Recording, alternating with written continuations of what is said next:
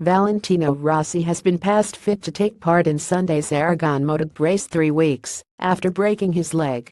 The Movistar Yamaha rider passed a medical examination on Thursday at the Spanish circuit and will take part in Friday's first practice session. Providing that he comes through that with no adverse effects, he will attempt to qualify on Saturday ahead of the following day's 14th round of the 18-race series. The 38-year-old Italian, who suffered a double leg fracture while riding an enduro bike during a training exercise on August 31, has ridden a Yamaha YZF-R1M motorcycle twice since undergoing an operation to repair breaks to the tibia and fibula of his right leg.